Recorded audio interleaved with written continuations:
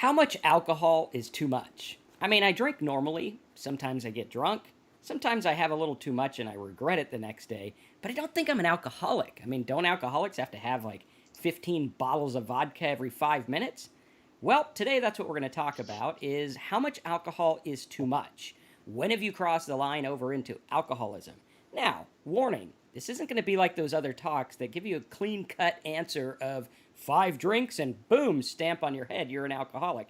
Because the answer is a lot more complicated than that, and people are different. We all drink for different reasons. We all continue to drink for different reasons. But there is one thing that remains the same, and that is what an alcoholic is. And we're going to talk about what an alcoholic is around midway in this talk because I think it's very important that you understand it. Because when we look at this, we're going to take a cold, hard look at how much I drank, how much Terry drank. If you guys want to share how much you drank, you can put it in the box. And we're going to dissect this and kind of look at where did the turnover happen. Where did I go from, hey, I could drink a few, to I'm an alcoholic? Was there a defining moment? Was it when I went from 11 to 12 drinks in a day? Or 12 to 15? Or was it simply something else? And that's what we're going to talk about here because a lot of people think that it's a willpower thing. Oh, well, if you had enough willpower, you'd be able to quit drinking or not drink as much. If you were to hold your liquor, then you wouldn't be an alcoholic. Those alcoholics that go to AA and alcohol recovery is for quitters, they say. But what we're going to talk about is something big and something way deeper that might be going on. So I want you to start thinking about how much you're drinking on an average day, average week, and we're going to look at what the rule book says, and then we're going to look at what reality and actual alcoholism is, because it's a very interesting thing. I went to the doctor, I said, am I an alcoholic? She's like, well, you kind of have to diagnose yourself with that, and a lot of people seem like they didn't know what to do. So what we're going to talk about is the truth about how much you're drinking, what to do about it, what warning signs to watch out for, and when to know if you've completely crossed over into the land of alcoholism. So, hopefully everyone's doing okay. Terry, how you doing? I'm doing all right. I don't have to drink anymore, and that's a good thing. And, it was a difficult thing for me to figure out when I had become an alcoholic. After, when I was drinking, that big old bottle of vodka every other day, I knew I was an alcoholic, but I continued to drink. But it's that fine line of what is that line of when we cross into becoming an alcoholic? I don't know. Have I been an alcoholic my entire life? I don't know. I drank, if you take the average person in the world, I drank pretty heavily, I would say, throughout most of my life. From like high school, college, that sort of thing on. But for many people, that's not the case. Maybe they drink just the same amount as me. I have friends that are definitely, I don't think they're alcoholics, and they continue to drink like I drank back then. So where was that line? When did I cross it? That's a difficult thing for me to pin down. So we're going to get into that a little bit more. Exactly, and I think it's difficult because so many people are looking for a clear-cut, defined answer when, the answer might be different. For a guy like me, it might be, a lot of drinks. For someone else, it might be 3 drinks. And when we look at it, we have to take away the amount because the amount is kind of irrelevant when it comes to am I an alcoholic? Now, it is relevant when you're talking to your doctor because the amount you drink could have detrimental effects on your body and your mind. So what we have to do is we have to take that off the table and say, okay, this is the amount I'm drinking. All right, that's irrelevant in terms of what we're talking about here. In terms of medical stuff, of course it's not irrelevant, right? You have to look at that. But when we're diagnosing or looking at ourselves and saying, am I an alcoholic? And by the way, Terry and I are not doctors. We don't diagnose anything. We're just 2 alcoholics who found something that works for us, and we want to share that with you. That's it. You should always go to a doctor. You should always go to a professional, everything like that. So when we look at alcoholism, what you have to do is you have to look at the effects that it has. So the definition of alcoholism, or being an alcoholic, is that you continue to drink even though there's negative consequences in your life. Now, what are those negative consequences? Well, for some people, you're in all kinds of legal trouble. For some people, it's financial. For some of you, it's health. For some people, it's just a mental thing. And so we have to look at that and say, well, why would I keep doing that regardless? It's kind of like someone who is in an abusive relationship, right? They get abused, they get hurt all the time, and they go back. And you say, hey, buddy, what the hell is the matter with you? That person hurts you over and over and over again, and you continue to go back. And they look at it and they say, I don't know. Well, you could say, in a sense, they are addicted to that relationship or that feeling because it feels familiar. Same thing with alcoholism. Why do you keep going back if these things happen? Because once we start to look at it, I know Terry and I have different outlooks on it, because with Terry, drinking worked up until the day it didn't, which was the day he went in and had his medical issues and went to rehab. That was it. He was like, up until that day, he was like, hey, it works. For me, drinking stopped working long before I quit. I would say a good year before I quit. Now, it did work in the short term. Drink, anxiety drops. You could shut your mind off. I could pass out. That was pretty much what I was looking for. Like, I want to pass out and not think about things.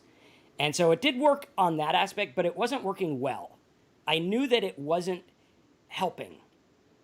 And I knew that it caused a lot of problems in my life, yet I continued to drink. Okay, so what you want to do is you want to take a little inventory of what the bad things alcohol is doing in your life. Because let's face it, you wouldn't be listening to us right now if alcohol didn't do bad things. People at the bar who can quit when they want, who have a good time with alcohol, don't watch our channel. They just don't, because they're not worried about it. I didn't Google it. I didn't look it up until it started providing negative consequences. Okay? So we have to look at that and say, what are the negative things that's going on? Okay, what are the negative things? Do I have legal? Do I have financial? Do I have this? Do I have that? Is there health? Am I spending too much money on alcohol? Then we have to say, okay, is it worth it? Is it worth it? Because usually it's not. Usually it's not. Like the person in the abusive relationship, is it ever worth it? No, it's never worth it. I don't care how nice that person is. You're jaded by abuse. So you're accepting mediocre as kindness or what you want. Okay, think about this for a minute, because we all know people who have gone through this stuff. And you're accepting the mediocre, saying, oh my God, this is the greatest thing in the world. And everyone else is like, yeah, people should treat you without acting like a jerk normally. Like, that's normal. You're sitting here parading and applauding normal. And that's what we're doing with alcohol. We sit there and say, well, I didn't have anxiety tonight. Yeah, but you fell on your head and broke the law and felt like shit all the time. And the best you got was a mediocre anxiety remedy? That's the best you got? I never remember a time when legit drinking made me great. It made me feel great. When I drink, I'm a foot taller, which for me means I'm as tall as everyone else, right? And that's how I feel. But am I a foot taller? Did these good things happen when I drank? Was I the life of the party? No, nothing more than ordinary. So now I'm looking at this and I'm like, the bad stuff in my life. So I'm in an abusive relationship with alcohol. And alcohol makes me feel like shit all the time. It's ruining my life. It's putting me in legal issues. It's putting me in financial issues. It's warping my brain and my thought life and everything. And I got a mediocre payoff. And I would have kept doing it for even less of a payoff. Because at the end, I scrounged for little half-empty bottles in the bottom of a wastebasket. Not the wastebasket in the kitchen that's all clean and nice. I'm talking the one outside. And I'm a germaphobe.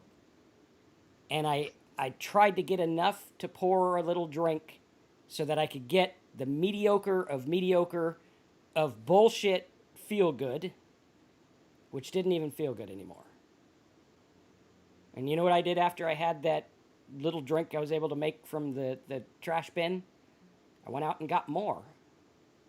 And guess what I did the next day? The same damn thing. And the next day. And guess what? I felt like shit all day, every day, 24 hours a day. I never felt good. My worst day sober is better than the greatest day drinking. Why? Why? If alcohol gives me all these payoffs, why? Because I'm an alcoholic. That's why. And what people forget to talk about is the line that crosses. You don't see it. It's a blur. You never see the line. You see it when you look back and you go, oh shit, that line was 20 years ago. And the line that crosses is when you get from I can drink and I can put it down. And I don't mean just tonight. Anyone can go to the bar and put it down if the pastor walks in or if something happens where you get, you can put it down. But can you put it down for a long period of time? Because a lot of people, when I say, hey, get sober, they think, okay, well, I can do that. Okay, give me 5 years sober. Oh my God, are you, what? 5 years without, you're probably an alcoholic if that's the response you had. Terry, what are your thoughts on all this? I know we're going through a lot of stuff here. Well, on what you just said, it's not just being able to stop for 5 years or whatever your period of time is, but having alcohol not be part of your thinking. I have a good friend, and she's been sober, I don't know, let's see, like 17, 18 years now. But for a period of time before that, she was sober she had drank for a few years, and then she was sober like 11 years before that. And in those 11 years that she was sober previously, she said she thought about alcohol every single day. Every day. It was in her mind. And how is she going to get it? No, I can't drink. That's going to be terrible for me. I can't drink. And she just fought it. Had those white knuckles for 11 years. Can you imagine? Oh my God. I had the white knuckles, but I kept drinking. I never went any amount of time not drinking. But it's horrible. If I had to do that, I don't know that I'd be sober now. She was able to manage it, but then she picked up that drink, and her drinking was worse than it had ever been before. And then since then, now that she has like 17, 18 years, whatever she has, she's got a program of sobriety. She works a sober program. She has worked on getting into that sober mindset and developing this life that she doesn't have to run from. And that's what helps her. You talk about we keep drinking despite our negative consequences as a definition of alcoholism. And now you really have to look at that closely, because for me, I had negative consequences when I was 17 years old with the law. And, I made a mistake. I got in trouble. Now, should I have thought, well, maybe I'm an alcoholic. Maybe I need to quit. Well, maybe, I don't know. That was a long time ago. But I did go on to, correct that problem and change my behavior. And I had decades and decades of heavy drinking, but no more negative consequences for quite a while, till I was much, much older. Then they came back. And then the negative consequences, they started to happen more often. They started off small. Maybe some of you have had some small negative consequences. I see people mentioning DUIs, but that isn't such a small one, especially for somebody who gets in an accident or hurts somebody.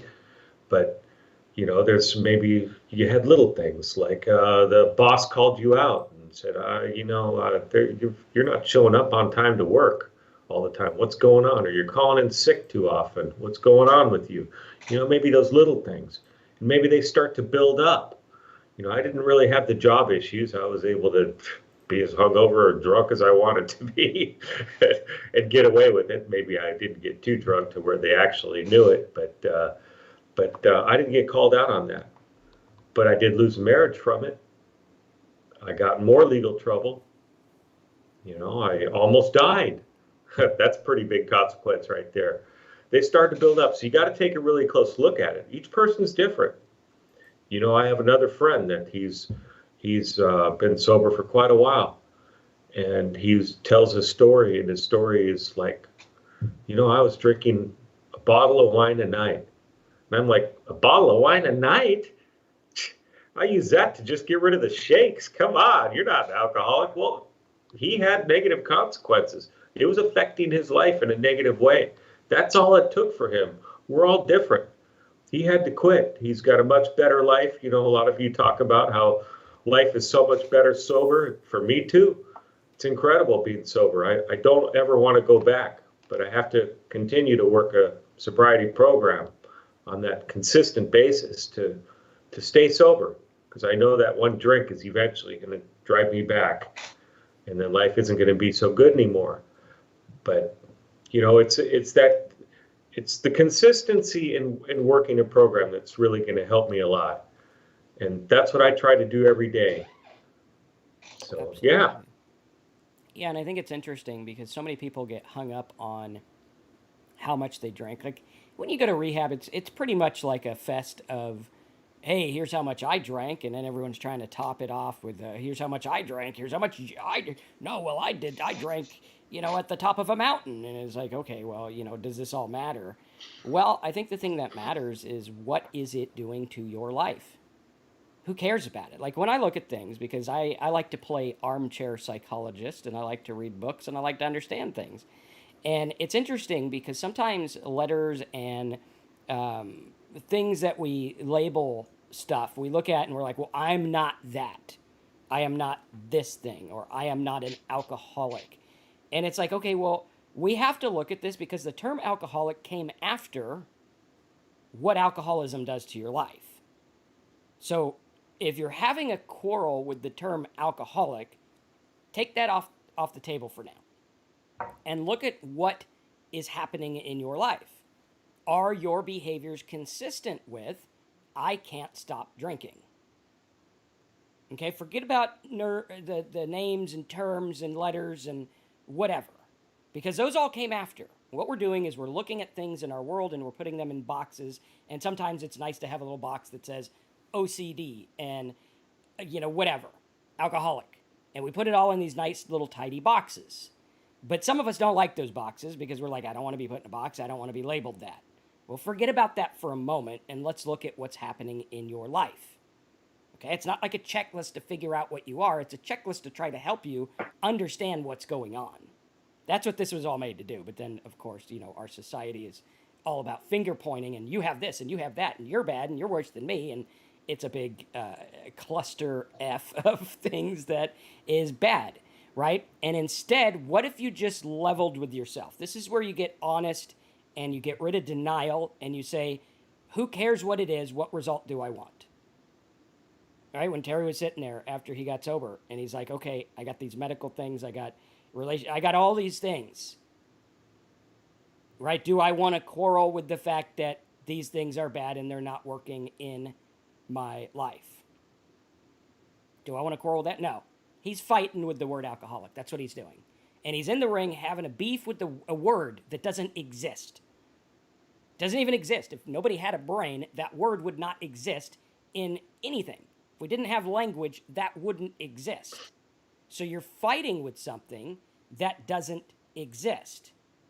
What does exist is what led up to people saying this is my definition of what this problem is. So when we go back and we look at the problem, right, if Terry never heard in his life, or I never heard in my life, what an alcoholic was, and you came to me and you said, hey, buddy, what's going on? You seem really sad and down. Well, I am really depressed. I don't like my life. I got all these things going on. I'm not sleeping well. I have to drink all the time. I feel like I need to. Right? That's the first thing I think of when I wake up. That's the last thing I think of when I go to bed. I think about alcohol more than my job, more than my spouse, more than anything in life. I say, wow, man, you're pretty obsessed with this alcohol stuff. What's it doing for you? Well, it takes a little bit of anxiety away, but my life is pretty screwed up because of it. And I can't get out of it. Well, okay, let's look at that and see what that aligns with, because those are things that are causing harm to your life. Doesn't matter what we name it. We can call it Kangaroinson's disorder. Doesn't matter. But if you're going to get in a fight with a word and you're going to let that word take you to an early grave, which is probably where I know I was headed when I was an alcoholic. I know I'd be headed there again if I relapsed. And I know it's not far off. So am I going to get in a fight with this word? Or am I going to say, hey, clearly alcohol's the problem. Clearly I don't know how to stop. Let me find some people who know how to stop, figure out what they did, and try to fix this. And let me go to a doctor, because it's not normal for people to have this much alcohol. So I need to do something. What are your thoughts on that? Yeah, I had to do something too. Al's mentioning that he was sentenced to a mental health rehab 3 times 10 years ago, and he had 3 years of sobriety. He went out. Luckily, he stopped before he got in trouble again and played games and hijacked his mind. And that's what happened to me too. Alcohol, well, not the, I wasn't sentenced to a mental health rehab. Well, but I sentenced myself to a rehab, so I guess that is sentencing. But either way, alcohol had hijacked my mind. And even going through the rehab, I went through rehab, learned a lot of stuff, stayed sober for 30 days. I started drinking when I got out. Alcohol still had my mind hijacked. I still hadn't surrendered to what I needed to do and humbled myself. I thought I could do this. And that was devastating when I finally realized that I couldn't do this at all. I couldn't do it on my own. I needed the help. I needed the help. I mean, Ano and Jay, oh, no, you're not saying you agree, but Ano was mentioning, that, how about drinking and then throwing up and drinking and throwing up? And how many of you done that? I'm sure a lot of you have done that. I don't know that I ever kept drinking after that. But, that's the kind of insanity that there is with this, is we just keep doing this stupid stuff. This crazy stuff. I guess it's not really stupid, because alcohol has hijacked us. I mean, you look at it from the outside, yeah, it's stupid, but it's crazy that this stuff would do this to me. I just kept going and going and going, and it's not like I was saying to myself that alcohol is not the problem. I knew it was the problem, and I know a lot of people, they go through and they're like, I'm not an alcoholic. I'm not an alcoholic. I can do this. I've got it. I'll quit when I want to, that sort of thing. Me, I knew I had to stop. And I just kind of had in my mind, I'm not sure when I need to stop. So I'm going to keep going for now. And I just kept saying that day after day after day. I'm good right now. I'm good right now. Life's fine. I'm fine. Was I fine? I don't know. Drove everybody out of my life. Sat at home watching bad TV with a big old bottle. Isolating. Money's going down the drain. I'm wasting it on stuff I don't need. No relationships whatsoever. My dog's even looking at me like, what's wrong with you? That was huge. I still remember that when he gave me that look. It was crazy. And that's the kind of insanity that we go through. Al's saying he went to bed with the towel, waking up soaking wet. Yeah, waking up with those night sweats, definitely. Crazy stuff that we go through. So for me, obviously any amount of alcohol is too much right now. Back when I was drinking, where was that line? I don't know. Through much of my life, I drank, 3, 4 every night. Sometimes I had more. Sometimes I had less. Pretty rarely I had 0. But I slowly started to need more. I do remember one line. There was one line that I crossed, and that was when my wife at the time, she asked me, have you been drinking today? When she was at work and I wasn't. And I said, no. I lied. And that was the start, because I got away with it. She's like, oh, okay, great. All right, you just kind of seem, oh, no, I'm tired. Oh, okay. I got away with it. So then I kept going, and the lies became bigger and bigger. And I realized I could hide my drinking more and more. And that's another part of the insanity. You're going to get caught. You're going to get found out. I mean, alcoholism is progressive. You're not going to you keep on staying drunk. You can't cover all your bases. It ain't going to happen. So that's some of the crazy stuff that we do. So for me, at that point, was it how much was I drinking at that time?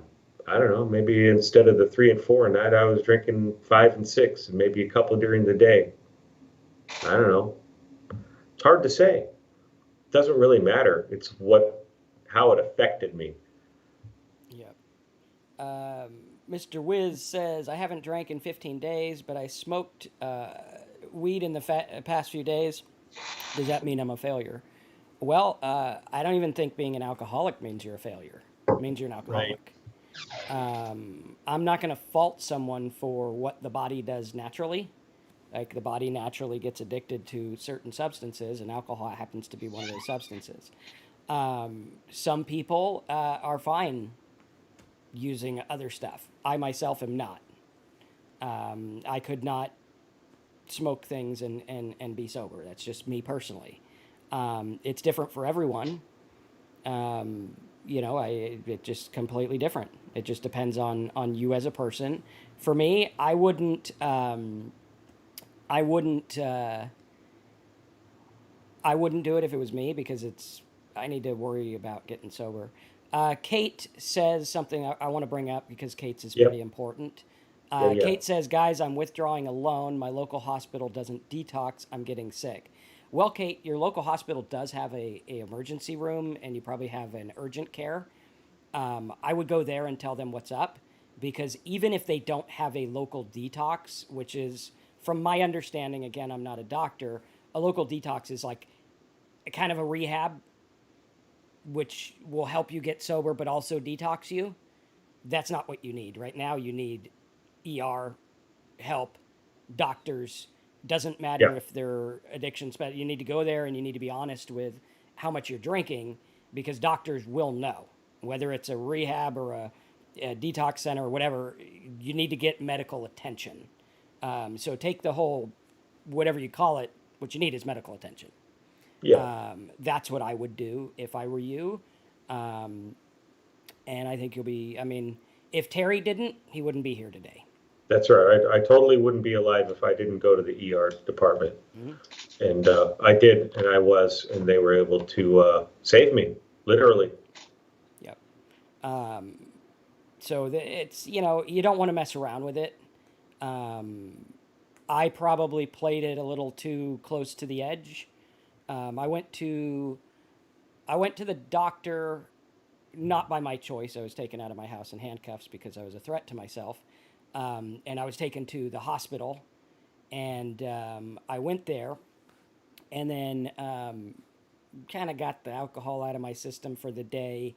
And then the next day, after I went to the mental hospital and came home, I kind of detoxed on my own the next day till I went to rehab. My wife did watch over me very closely, but again, my wife didn't go to med school, so having someone you need a doctor. They know what's up with this stuff, and there are warning signs. Like, okay, people that OD, are they safer ODing at home or ODing in the doctor? If I was going to do that, it's like, I'm going to go OD right outside the hospital there. That's where I'm going to do that if I choose to do that, because that's a safer place, because there's people who know what's going on. And any doctor that is one of those care doctors will know what to watch out for if they're an ER doctor. And I guarantee, Kate, that in your area there is a doctor at your ER that knows what to do. I guarantee it. Walk in the door, he's probably right there standing there waiting. So I wouldn't mess with this. Yeah, don't mess with it, because, I'm glad Terry went to the doctor, because I wouldn't know Terry. I would have never met him. You wouldn't know Terry. You would have never met him if he took I'll probably be okay. Probably going to be fine. He wasn't fine. I wasn't fine. I thought I was, but I wasn't. And even when I went into rehab, I'm very anti, like, I don't want to take stuff unless I need to. Like my doctor gave me heart medicine or cholesterol stuff. He's like, you need this. If you don't have this, then you ain't gonna be around in 10 years. That's how. And I'm like, okay, I don't like it, but I'll take it because the doctor said to. But I don't like it. And when I went into rehab, they said, oh, here's some things we have to give you. And I was like, well, I don't like taking things. And they're like, we are required by law to give you this because alcoholics will have issues and it could be life threatening. And if Terry remembers, our rehab was out in the boondocks of wine country, so it would have taken a while for help to get there. Yep. So go, yeah, exactly. Go detox in the waiting room, but tell them what's going on. It's not enough just to sit there. You need to tell them, hey, so what's going on? Here's how I feel. They'll take your blood work. They'll give you the stuff that's going to help you, and you'll be glad you did. And if you're worried about money and stuff, medical things are one of the most negotiable things in the world. And as far as I know, medical stuff does not, it doesn't go on your credit. I don't think. I have no idea. I don't think so. I think if you tell them, hey, if you don't have it, you don't have it. So don't even worry about that because, get yourself okay first. And then if you got to pay $1 a month for the rest of your life, big deal. Just tell them that. All I got's $1 a month. They'll take it. And most of the time they just write it off anyway.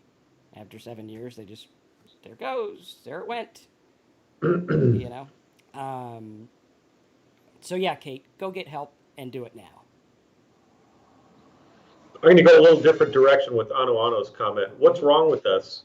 After being sober since December 2019, I can't drink just a sip because I'll go crazy with alcohol again. Has alcohol ruined our brains? Alcohol must be like the magic key to our brains. Other people can drink for years but can control the amounts, but for us, alcohol is like the magic wicked key. If you put it in the lock brain, it takes over. Well, for me, what I've experienced is that alcohol has if I drink, my brain definitely changes. And instead of thinking about other things in life and trying to be happy or getting things done, the getting more alcohol becomes my top priority. And so alcohol, the thoughts just become there. I get this obsession that I need to drink more. And then, of course, the physical addiction kicks in as well, and my body starts to need it. And that physical part may not happen right away, but the obsession is going to start on some level, no matter how much or how little I have. And so, in that respect, it can make me crazy, absolutely. But am I crazy permanently because of it, because of my past drinking? Sure. Well, no, I actually, seriously though, I think I've recovered pretty much. I drank for so long. I don't know what I was like before alcohol was in my life. But I think my thoughts are better now than they ever were in the past. So I'll just put it that way. It took a while though. When I first got sober, I was in a fog. Those first few months, I couldn't think straight. I couldn't remember anything. I'd meet somebody, I couldn't remember their name 30 seconds later. Things like that. I'd walk into a room going to get something, I'd forget what I was going to get. Of course, now that just happens because I'm old. but just those things were difficult, and it was difficult to focus on things. So I tried to keep things simple. As time went on, things started to clear up a little bit, but still, even after a year and a half, 2 years, I'd start to go, hey, I remember that now. Oh, I'm remembering that now. Things would slowly get better, but I still had a little bit of a fog. I'm pretty, after some years of sobriety, I think I'm pretty good now. Am I still crazy? I don't know. Sure, I think everybody might have a little bit of craziness in them, and that's okay. We can laugh at it, hopefully. Yeah. And that's what I try to do. Laugh at things, try to keep things happy. Absolutely. And I would look at it too because, the way that we're wired for alcohol is important, and it's strong. the roots go down deeper than any therapist can ever even imagine. And case in point, I've been sober for about 7.5 years. And before I got sober, I would have this thought in my brain, and I knew I wanted to get drunk, and I'd say, I want to go get drunk tonight. I'd say it in a much more gusto term, but that's what I thought, that's what I felt, and that's what I wanted to do. About a week ago, something happened in my life to where I was really angry and upset and hurt, and I was driving to go get takeout food, and that exact thought in the exact same way came in my head. Hadn't thought about that in 7.5 years, and it said, I want to go get fucking drunk tonight. I was like, what the hell? Who came in here and put that in my head? No one did. It was always in my head. It was always there. And when we look at this and we understand that this is deep rooted, and I think we need to look at, okay, this is the effect of what's going on. Because I could have sat right then and there.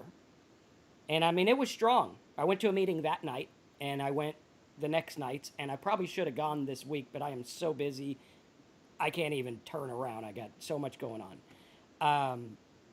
And so I could have sat there, and I could have said, well, why did this thought come up? What was it that made me feel this certain way? And I could have gone to therapy, and I could have worked it out, and all this stuff. And that therapy's good, and working things out is good. But in this instance, the reason the thought came in is one reason, and one reason alone.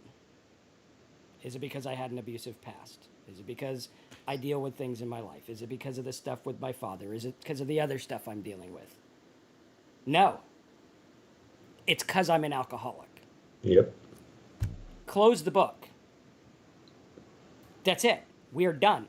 I am an alcoholic. That is what alcohol does to me. I think that I don't have a better way to cope. In that instant, when I was driving in the car and that thought came in, it said, beep, beep, beep, beep, beep. You're feeling this stuff. Best option, go to the bar, forget. You can forget. You can forget right now.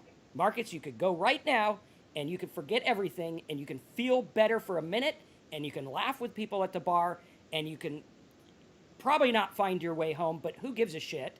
Right now you need to feel better because you feel bad. But then my brain said, wait a minute. Wait. Hold the phone. There is a better way. Because you learned a better way. Now, in the beginning, the better way was, I'm going to go to a meeting all day, every day, and do whatever I got to do all day, every day. Because I didn't have tools back then. But now, I got tools. And the tools say, this feeling will not kill you. Going to the bar, that'll kill you. That guarantee you. If I went to the bar that night instead of going home and saying, I need to go to a meeting, because I was vulnerable. I didn't want to go home and tell people, I want to go to, what are you talking about? You haven't been to a meeting in 3.5 years. No. I said, I need to do this. Because if I went to the bar, I wouldn't be here today on the show. Probably be out there drinking somewhere. And we have to realize that this stuff is strong. I mean, just for example, when I had that feeling a couple days after, I was sitting in a meeting, and this lady had some kind of coconut water. And the coconut water was in a box. I don't know why they make these box drinks. But it reminded me of the cheap box wines that I used to hide in my garage and have every morning. And I saw it, and I smelled it, and I tasted it, and I felt it. Just by seeing a box that wasn't even wine. And we look at that, and it's like, well, I didn't even care. Like, I'm a food snob. I like good food, and I'm kind of annoying when I'm like, I like good food, right? And I liked good wine. And box wine at CVS was not good wine. I am sorry. I don't know. It's not good. Not even worth cooking. Not even worth it. And even that, I got to the point where I had cooking wine, which basically tastes exactly how you would think a salty wine would taste. A salty, cheap wine. And you have to chase it down with water or something because it's so disgustingly foul, but I drank it anyway. And yet, this guy who drank these wines and had these box wines and had all this stuff and his life was falling apart, oh, he wasn't an alcoholic. No, sir. No, not me. I'm just up at 4 a.m. in my pajamas, digging through boxes, scraping my arm up because I was frantically trying to find these little dollar box wines because did I want wine at 4 a.m? No. I wanted to get drunk at 4 a.m. because I was already drunk at 2 a.m. and it started to wear off. Nope, not an alcoholic. No, sir. And we start to look at this and say, why are we fighting this? Why are we fighting it? If I was still fighting the word, or if I thought I'm 7.5 years sober, I had the thought about going to drink, but 7.5 years sober. I mean, come on. I'm not an alcoholic anymore. I probably would have gone to the bar and had a few, and I probably would have gone home fine. Wait, what, Marcus? Wait, what? Can you say that again? Because I think you said it wrong. No, I probably would have. But the next day I might not have been. And immediately I wouldn't have been up here. Because alcohol changes my brain just enough to where all bets are off. Everything is off. Because when I tweak in the brain, it changes it just enough to where I can't see which way is up. And then guess what I need to do? Now my brain's tweaked. I need to drink more because that's what was familiar. That's what worked. And then I wake up 3 months later, hopefully alive, and I say, what the fuck happened? I was driving to get takeout food, and now 3 months later, what happened? Why am I here again? Because that is the one that you didn't see coming. And it's always the one that you didn't see coming that's going to take you out. I didn't see that coming. I've been dealing with this stuff for 20 years. Didn't see it coming. Came out of the blue like a punch to the face. And said, what am I going to do with this?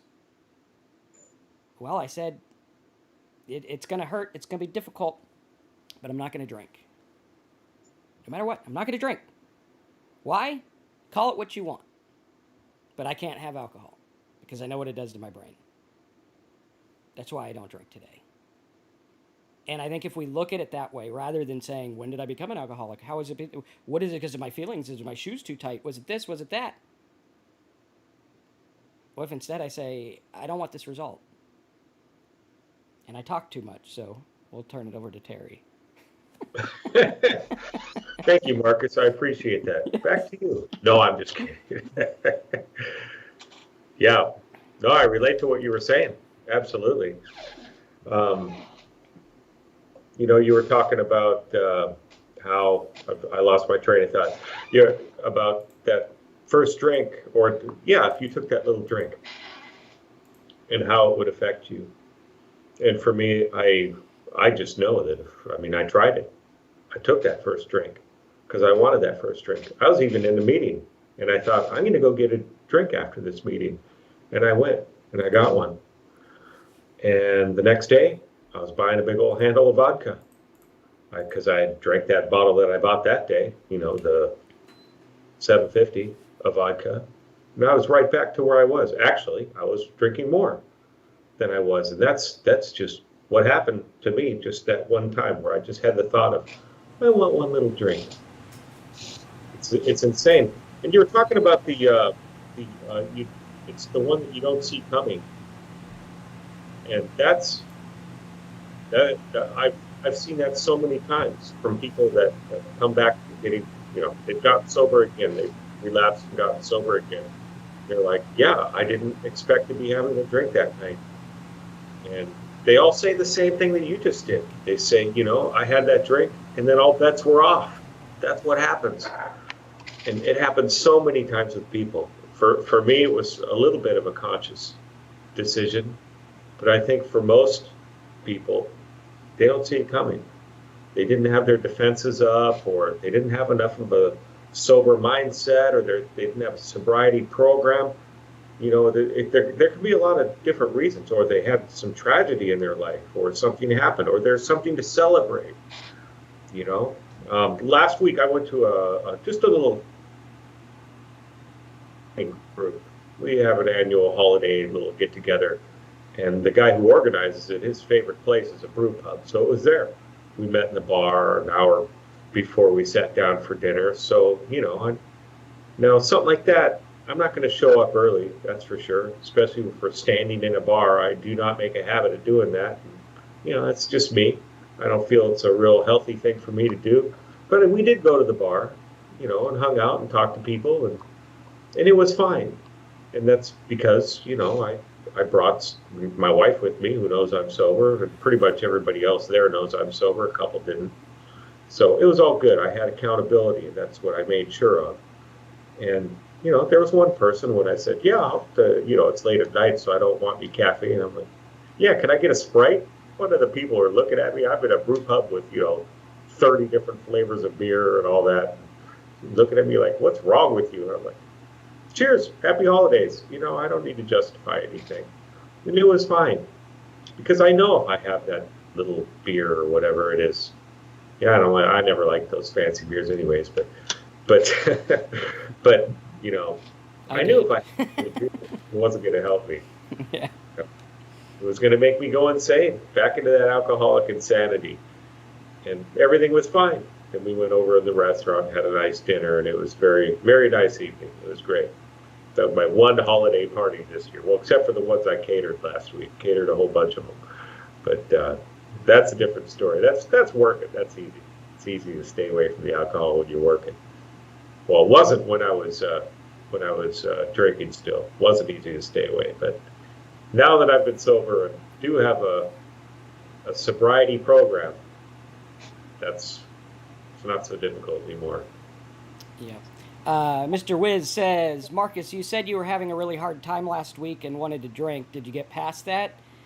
Did I get past the wanting to drink? Yes. Did I get past what caused it? No. I'm working on that. It'll probably be a long uphill battle. And that's a difficult thing. When we have difficulties and challenges in our life, and working through those sober sometimes can be a challenge.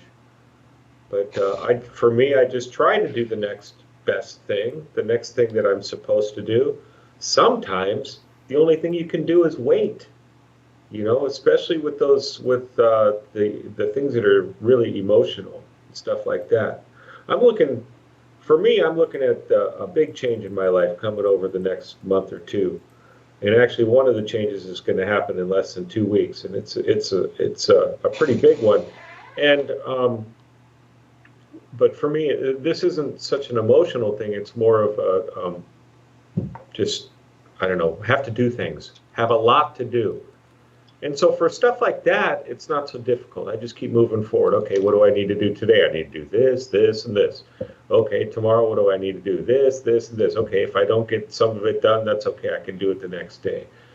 Some of those emotional things that we have to deal with going through life, especially things like the passing of a loved one, you know, we all have to experience that, unfortunately. And I had to somewhat recently, and it's a difficult thing. And a lot of that was just waiting.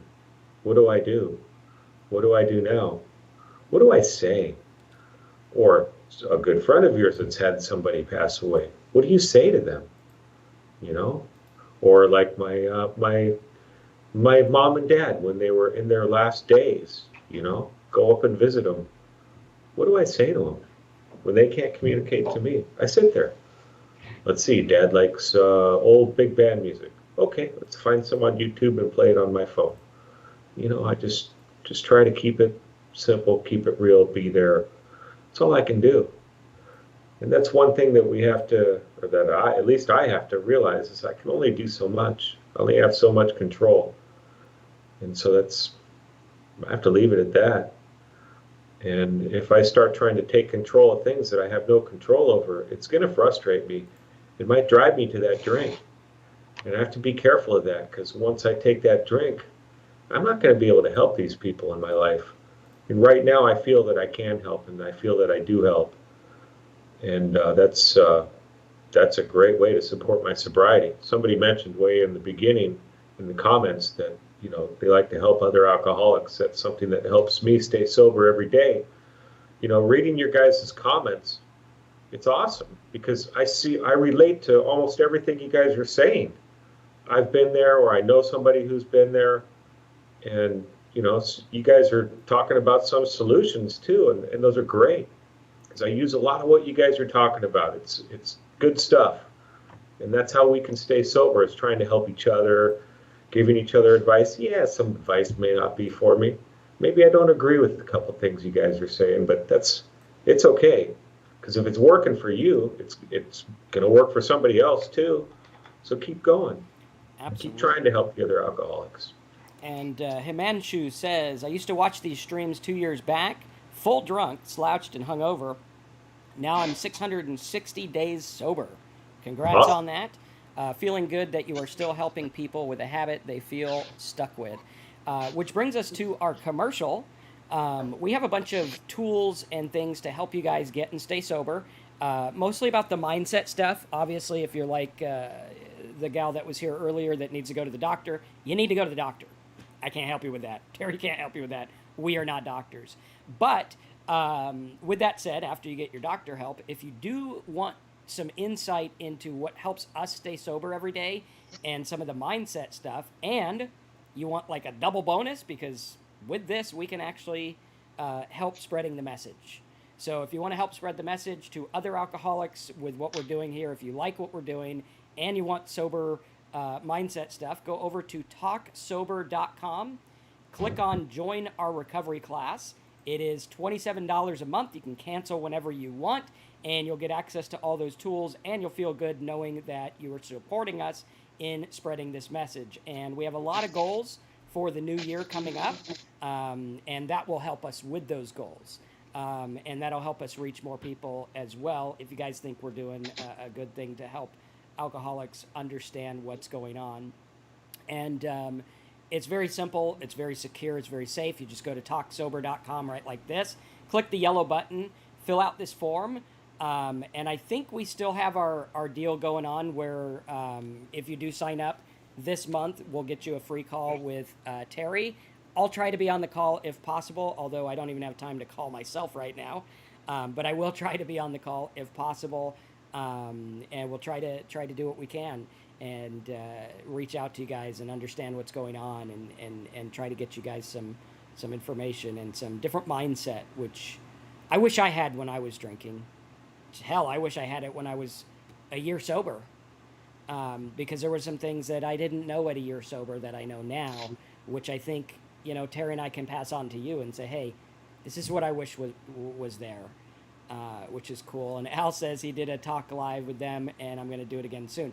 Yeah, and if you do want just a call with me and Terry, if you're like, hey, I don't want none of that monthly stuff, just go to talksober.com, click on private sobriety call with Marcus and Terry.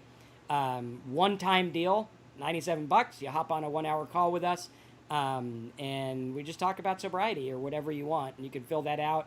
After you fill it out, you can reach out to our support on the site and schedule that call. All right, guys. So talksober.com. Go over there now. Check out all the stuff. Subscribe if you're not subscribed. Smash a like button and help us carry this message to other people and have all kinds of stuff. Thanks for being here, guys, and we'll see you next week. Thank you, everybody. Are we here next week? 23rd? Yeah. I'll be here. Cool. All right, awesome, guys. We'll see you next week. Have a good one. And talk sober.